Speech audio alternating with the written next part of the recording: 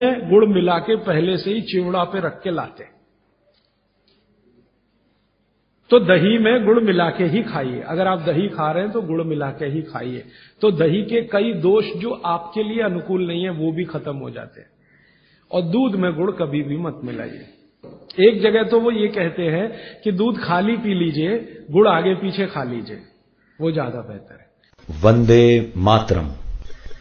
राजीव भाई के अनुज भाई प्रदीप दीक्षित द्वारा संचालित एवं सेवाग्राम वर्धा स्थित राजीव दीक्षित मेमोरियल स्वदेशी उत्थान संस्था के माध्यम से स्वदेशी चिकित्सा के व्याख्यानों की सीडी उपलब्ध कराई जाती है, जिसे आप केवल 10 रुपए के लागत मूल्य पर प्राप्त कर सकते हैं।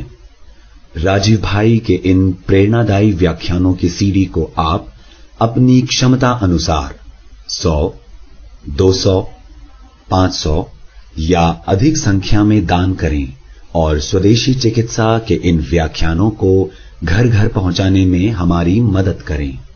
तो गुड़ खाइए, मेरा कहने का मतलब यह है। अब गुड़ के कितने प्रिपरेशन है हमारे घर में? गुड़ का तिल का प्रिपरेशन एक है, तिल पट्टी कहते हैं, गजक, तो भरपूर गजक खाइए। क्यों खाइए जी? तिल है और गुड़ है। गुड़ में जो केमिकल है ऑर्गेनिक, तिल में लगभग वही सब है जो गुड़ में है। तिल भी क्षारीय है, गुड़ भी क्षारीय है, और दोनों क्षारीय चीजें खाएंगे तो पेट के अम्ल को बैलेंस करती रहेंगी। तो तिल गुड़ रोज खाइए, माने तिल की पट्टी बनाइए, गजक बनाइए, नहीं तो तिल का लड्डू बनाइए, गुड़ के साथ बनाइए। फिर इसी तरह से मूंगफली है, मूंगफली भी क्षारीय है और गुड़ भी क्षारीय है, तो मूंगफली और गुड़ मिला के वो पट्टी आती है, वो खाइए, बच्चों को खिलाइए। और आपके पास जो भी प्रिपरेशन है गुड़ तिल के, गुड़ मूंगफली के, वो सब बनाइए। और ये जो 3-4 महीने हैं, नवंबर, दिसंबर, जनवरी, फरवरी तक भरपेट खाइए, भरपूर खाइए, क्योंकि इस समय आपके शरीर को इन्हीं की जरूरत है। तो कफ जिंदगी से बहुत दूर रहेगा। तिल खा रहे हैं, गुड़ खा रहे हैं, मूंगफली खा रहे हैं, कफ बढ़ने की बिल्कुल संभावना नहीं, तो जिंदगी में कफ के रोग आने की संभावना नहीं। अब जानते कफ का सबसे खराब रोग क्या है? मोटापा। मोटापा कम करना है तो भरपेट गुड़ खाइए, भरपेट तिल खाइए, भरपेट मूंगफली खाइए, मोटापा भी कम हो जाएगा। हाँ, आपको डर है ना, तिल खाएंगे जी उसमें से तेल है। तेल तो है तिल में, लेकिन वो HDL वाला, LDL वाला नहीं है, VLDL। ये मोटापा जो है ना, वो VLDL और LDL का चक्कर है। HDL जैसे ही बढ़ेगा मोटापा अपने आप कम होगा, पेट अंदर ही जाएगा। आप में से कोई भी मेरे कहने पर 3 महीने एक एक्सपेरिमेंट कर लीजिए। तिल चबा चबा के खाइए, खाने के बाद 3 महीने के बाद वजन नापेंगे, 8-10 किलो कम मिलेगा, कम से कम इतना कम मिलेगा आपको। खाना खाया, खाने के बाद आप सौंफ खाते हैं ना, सौंफ की जगह तिल खाइए। और काला खाया तो और ज्यादा वजन कम मिलेगा। काला तिल एक है सफेद, काले की गुणवत्ता सफेद से भी ज्यादा है।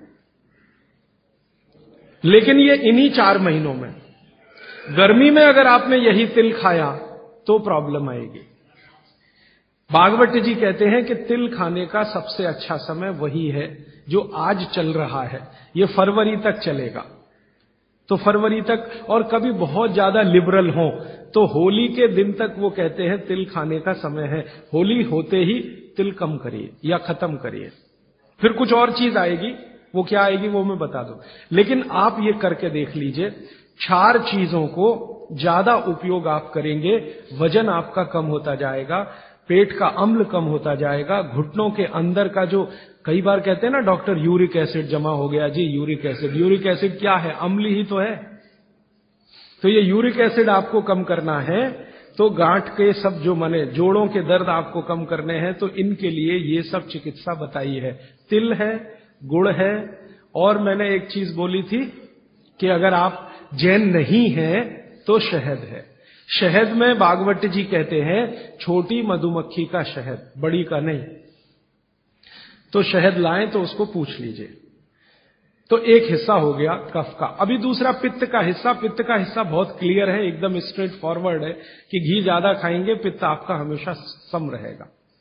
और ज्यादा घी खाने का जो समय है वो बारिश के दिनों में और ये जो गर्मी के दिन होते हैं ना, उस समय घी ज्यादा खाइए ताकि पित्त को कंट्रोल करके रखे। और वात के लिए मैं पहले ही बता चुका हूं, शुद्ध थे। अभी ये जितनी बात है आप सोचो कितनी सरल है। बस हमें अपनी जीवन शैली में थोड़ा बदलाव करना है। जीवन शैली में बदलाव से पहले मन में संकल्प लेना है कि जी हम तो ऐसे ही चलेंगे, दुनिया जिधर जाए जाए, हमें उससे मतलब नहीं, हम तो ऐसे चलेंगे। तो ये 3 चीजें अगर आपने देख ली तो बहुत अच्छा है। अब थोड़ा आगे चलें। अब और दूसरी चीजों पे मैं चलता हूं कि और कौन कौन सी चीजें हैं जो आपके आसपास हैं और आपके वात पित्त कफ तीनों को सम पे लाने में मदद कर सकती है। ये तीनों समभाग में रहें तो अच्छा होता है। और कौन कौन सी चीजें हैं? तो भागवती जी कहते हैं रसोई के बाहर जाने की जरूरत ही नहीं, सब वहीं है। भागवती जी ने एक सूत्र लिखा है, दुनिया का सबसे बड़ा औषधि केंद्र हमारा रसोई घर है। सबसे बड़ा औषधि केंद्र रसोई घर है।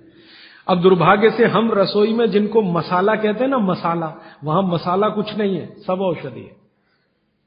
मसाले का और औषधि का अंतर मालूम है? ये मसाला तो शब्द ही भारत का नहीं है, पहले तो ये बता दूं। ये अरबिक शब्द है, फारसी से अरबी में आया, अरबी से हमारे घुस गया, हिंदी में और जगह जगह घुस गया। ये विदेशी आए तो ये शब्द भी आया। हिंदुस्तान में 17वीं 18वीं शताब्दी का साहित्य जब मैं पढ़ता हूं तो जब तक मुगलों का राज्य रहा तब तक मसाले शब्द का बहुत उपयोग है। मुगलों के राज्य के पहले एक भी जगह किसी भी शास्त्र में मसाला नहीं है। चरक संहिता पढ़ी मैंने, कहीं भी मसाला नहीं है उसमें। सुश्रुत में कहीं मसाला नहीं है, बागवट की कहीं मसाला नहीं है। पुराने जितने लेखक हुए हैं ना 10वीं शताब्दी के पहले के, कहीं भी किसी ने मसाले शब्द का इस्तेमाल ही नहीं किया। हर जगह है तो औषधि है, औषधि औषधि, जीरा औषधि, धनिया औषधि, ये औषधि के रूप में है। तो इनकी जो प्रॉपर्टीज हैं रसोई घर की, औषधियों की, ये सब आपके चिकित्सा के लिए है। अब मुझे समझ में आता है कि हमारे पुराने जमाने की माताएं बहनें, जो हमारी दादी हैं, नानी हैं, उन्होंने अपनी अपनी बेटियों को जो कुछ सिखाया, सब्जी बनाना तो क्या क्या डालना, जीरा चाहिए, धनिया चाहिए, हींग चाहिए, मात्रा कितनी कितनी चाहिए, वो सब बड़े वैज्ञानिक और चिकित्सक लोग रहे होंगे। क्योंकि रोज हमारे शरीर में वात पित्त कफ की स्थिति सम और असम होती रहती है। आप जानते हैं सुबह जो है ना वात ज्यादा होता है शरीर में, सुबह सुबह, दोपहर को पित्त ज्यादा होता है, शाम को कफ ज्यादा होता है। तो ये पूरे 24 घंटे में ऊपर नीचे होता रहता है। तो 24 घंटे में जो वात पित्त कफ ऊपर नीचे होता रहता है, तो सब्जियों में उसी के हिसाब से औषधियां डाली जाती है। जैसे दोपहर की सब्जी बने, दोपहर की, तो मेरी दादी को मैंने देखा था कि दोपहर की सब्जी बनाएगी तो अजवाइन जरूर डालेगी उसमें, और वही सब्जी रात को बनाती थी तो अजवाइन नहीं डालती थी। तो एक दिन मैंने दादी से पूछा कि यही सब्जी दोपहर को मैंने खाई तो इसमें अजवाइन थी, शाम को खाई तो नहीं, क्यों? तो उसने उत्तर तो नहीं दिया। तो उसने कहा मेरी मां ने ऐसा सिखाया। बस बात खत्म हो गई। अब उस समय मैं भी मान लिया कि ठीक है, उसकी मां ने सिखाया। अब जब मैंने काम शुरू किया ये चिकित्सा पर, तब मेरे समझ में आया कि अजवाइन जो है पित्तनाशक है। घी के बाद, देशी गाय के घी के बाद जो सबसे ज्यादा पित्तनाशक दूसरी कोई चीज है तो वो अजवाइन है। और दोपहर को पित्त बढ़ता है, आप जानते हैं, और वो स्वाभाविक है क्योंकि खाना खाने के लिए पित्त बढ़ना ही चाहिए। तो उस समय अजवाइन डाली जाती है सब्जी में, क्योंकि दोपहर को ही शरीर को अजवाइन की जरूरत होती है पित्त को सम पे लाने के लिए। तो भारत में ज्यादातर माताएं बहनें ये बात जानती हैं कि दोपहर की सब्जी में अजवाइन चाहिए। दोपहर का दही है ना, दही का मट्ठा, उसमें भी अजवाइन का बघार लगता है। दोपहर की जितनी भी चीजें हैं ज्यादातर अजवाइन ग्रस्त होती है या अजवाइन से बनती हैं, क्योंकि पित्त को सम पे रखना है। तो आप सोचो जो लोग ये कर रहे हैं वो बिना कहे कितना बड़ा काम कर रहे हैं। हमने उसका वैल्यूएशन नहीं किया, ये हमारी मूर्खता। हमारे यहां तो एक बहुत बड़ा दुष्कर्म इस देश में हुआ है।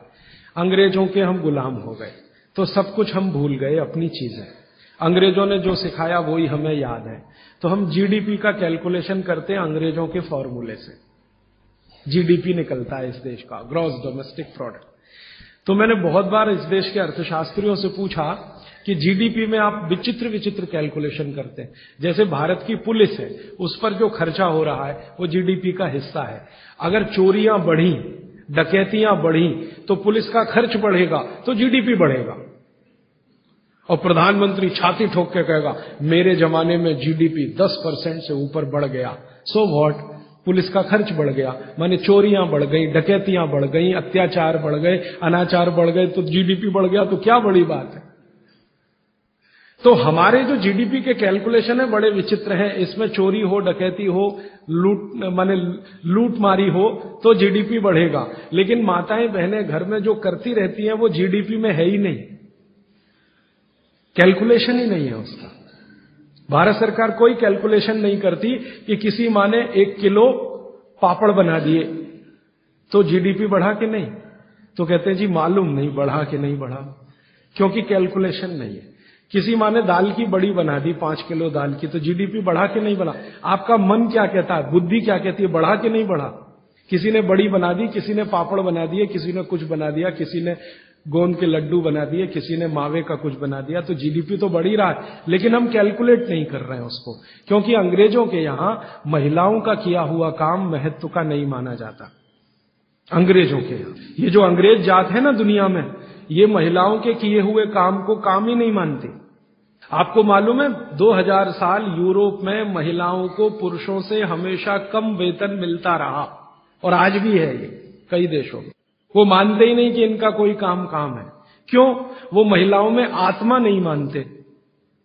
हां, यूरोप का सबसे बड़ा दार्शनिक है प्लेटो, वो कहता है कि स्त्रियों में आत्मा ही नहीं होती, आत्मा सिर्फ पुरुषों में होती है। तो स्त्री जो करे वो बेकार है, पुरुष जो करे वो ही अच्छा है। तो उनके यहां से ये कैलकुलेशन हमारे यहां आ गया कि स्त्री कुछ भी करे तो काम ही का नहीं। तो अंग्रेजों का 200-250 साल जो राज चल गया, उसमें हम सब के दिमाग खत्म हो गए, सोचना विचारना बंद हो गया, तो हमने भी वही मान लिया। मैं अब इसको बदलना चाहता हूं, और मैं ये समझना चाहता हूं और समझाना चाहता हूं कि स्त्रियां जो कर रही हैं वो किसी डॉक्टर से कम नहीं है। बस अंतर इतना है कि डॉक्टर को आप फीस देकर उससे एडवाइस ले रहे हैं, हमारी दादी नानी फोकट में वही एडवाइस दे रही है, धनिया खाओ, जीरा खाओ और ये अजवाइन खाओ, आपके पेट की गैस खत्म हो जाएगी। और ये 3500 साल से वैसे का वैसा ही है, अजवाइन खाओ तो गैस खत्म होती ही है। कभी भी आप करके देख लो। आप में से किसी को भी बहुत गैस बनती हो, पेट में एसिडिटी की तकलीफ हो, आज से शुरू कर दो। आप खाना खाया तो उसमें ध्यान रखो अजवाइन ज्यादा रहे, दाल में, सब्जी में, वगैरह वगैरह। और अगर नहीं कर पा रहे हैं तो खाना खत्म करते ही थोड़ी अजवाइन खा लो। अजवाइन ज्यादा तकलीफ ना कर दे, उसका बैलेंस है काले नमक के साथ, तो थोड़ा अजवाइन और काला नमक मिला के हर खाने के बाद खा के देख लो। 3 दिन में ना आपकी गैस बंद हो तो आप जो कहो मैं हारने को तैयार। ये गारंटी मैं नहीं दे रहा हूं, ये गारंटी अजवाइन दे रही है, मेरी गारंटी नहीं है, अजवाइन की गारंटी है। तो वो कहते हैं बागवट जी कि पित्त को सम रखने के लिए हमारे रसोई में घी के बाद जो दूसरी चीज है वो है अजवाइन। अब तीसरी चीज पे आते हैं। पित्त को सम रखने के लिए अजवाइन के बाद जो तीसरी चीज अपने रसोई में है वो है जीरा। जीरा 2 तरह का है, एक सफेद और एक काला, है ना। काला जीरा सफेद से भी अच्छा है। आप एक नियम ध्यान रख लो, मैंने आपसे कल कहा था, जिस चीज का रंग जितना गहरा वो उतनी ही अच्छी, भगवान की बनाई हुई, मनुष्य की नहीं। मनुष्य ने तो पेंट भी बना दिया है, बहुत गहरे रंग का है। भगवान की बनाई हुई हर चीज में ये नियम आप देखना कि भगवान की प्रकृति की बनाई जो चीज जितने गहरे रंग की है उसकी क्वालिटी उतनी ही अच्छी है। तो जीरा 2 है, एक सफेद और एक काला। काला जीरा सबसे अच्छा, पित्त को खत्म करने के लिए, सम रखने के लिए। तो आपकी रसोई में एक हो गया घी देशी गाय का, पित्त को खत्म करने। दूसरा हो गया अजवाइन, तीसरा हो गया जीरा, और एक चीज हींग। हींग तो आप सब समझते हैं ना, हींग। हींग भी भगवान की बनाई हुई है, आदमी ने नहीं बनाई। हींग के पहाड़ होते हैं, जैसे पत्थर के पहाड़ होते हैं ना, वैसे हींग के पहाड़ होते हैं। हींग वहीं से आती है। तो हींग है, जीरा है, अजवाइन है और देशी गाय का घी। अब इसके नीचे आता है धनिया। धनिया दो तरह का है, एक सूखा और एक हरा। जब तक हरा उपलब्ध है आप खाइए, जब नहीं है तो सूखा खाइए, दोनों की क्वालिटी एक ही है। सूखे धनिये में कोई कमी नहीं आती। आपके मन में ये प्रश्न है ना, हरे पत्ते का धनिया में कुछ ज्यादा होगा, सूखे में कम, बिल्कुल नहीं है, दोनों में बराबर है। सूखने के बाद भी उसके गुणधर्म में कोई कमी नहीं। अब ऐसी पूरी लिस्ट है, मैंने तो आपको 5-7 बता दिया पित्त को कम करने के लिए क्या क्या, आपको पूरी लिस्ट है तो 108 है। 108 पित्त को खत्म करने के लिए रसोई में 108 चीजें हैं। वो पूरी लिस्ट देखनी है तो वो किताब है, आप ले लेना। एक स्वदेशी चिकित्सा किताब हमने बनाई है और एक बनाई है गंभीर रोगों की चिकित्सा, इसमें ये सूची है। और थोड़ी सी अष्टांग हृदयम के भाग 3 में भी है, भाग 2 में भी है, थोड़ी थोड़ी है। थोड़ा आगे बढ़े, कफ की सूची मैंने बताई आपको। कफ में सबसे अच्छी चीज है गुड़। गुड़ के बाद दूसरे नंबर पर है शहद। जैन है तो शहद मत खाइए, ये मेरी भी विनती है आपको, क्योंकि नहीं तो मैं पाप का भागीदार बनूंगा जो आपसे कहूं कि शहद खाओ, और मुझे तो मोक्ष में जाना है, तो पाप की गठरी क्यों ला दूं। तो आप जैन है तो बिल्कुल शहद मत खाइए। अजैन है माने जैन नहीं है तो आप कोशिश करिए कम से कम खाएं, ना खाएं तो और भी अच्छा, क्योंकि अपने पास शहद का विकल्प है गुड़। जब गुड़ ना रहे तब सोचें। इसी तरह कफ को कम करने की और क्या चीज है अपने रसोई में। कफ को कम करने की दूसरी जो सबसे अच्छी चीज बताई भागवत जी ने, वो है सौंठ। सौंठ, सौंठ का ही एक दूसरा रूप है अदरक। अदरक से अच्छी है सौंठ। कारण क्या है, अदरक जब सूख जाता है तभी सौंठ बनती है, और अदरक का सूखने के बाद गुण बढ़ जाता है। हां, ताजा अदरक है ना, उसका गुण जितना नहीं है, सूखे हुए अदरक माने सौंठ का गुण लगभग 100 गुना बढ़ता है। इसलिए सौंठ अदरक से हमेशा अच्छी है। तो कफ खत्म करने के लिए रसोई घर में एक हो गया गुड़, दूसरी हो सौंठ, सौंठ का ऑब्लिक अदरक। अब तीसरी चीज जो सबसे अच्छी, पान। पान माने पान का पत्ता, जो आप पान खाते हैं ना, पान, ये कफ दूर करने की सबसे उत्तम औषधि। लेकिन पान भी वही चक्कर आएगा। कौन सा पान? जो गहरे रंग का। हर चीज में ये नियम है, गहरे रंग का। गहरे रंग का आप उसको कहो जी देशी पान, तो देशी पान। गहरे रंग का पान जिसका रंग बहुत गहरा हरा, एकदम काला जैसा हो तो और भी अच्छा। ये पान कफ नाशक है, बहुत ही जबरदस्त चीज है ये पान। और पान और सौंठ का बेस्ट कॉम्बिनेशन है। पान खा रहे हैं तो सौंठ डाल के खा सकते हैं, अदरक डाल के खा सकते हैं। जैन है तो सौंठ खाइए, नहीं है तो अदरक खाइए। पान, अदरक, सौंठ और ऊपर से आया गुड़। गुड़ भी मिला के पान में खाया जा सकता है। वो आप डालते ना गुलकंद, गुलकंद, गुलकंद। गुलकंद माने क्या है? गुलाब के फूल, उसकी पंखुड़ियां, उसका तो रस या उसका कुछ प्रिपरेशन प्रोसेस से, ये भी सबसे ज्यादा कफ नाशक है। अब आप देखो, जो जो चीजें पान में पड़ रही हैं वो सब कफ नाशक है। पान बनाने वाले सब बाघभट्ट के चेले, बिना जाने ये काम कर रहे हैं। गुलकंद आपको पान में डाल के दे रहे हैं। सौंफ, सौंफ, सौंफ, ये भी कफ नाशक है, सौंफ।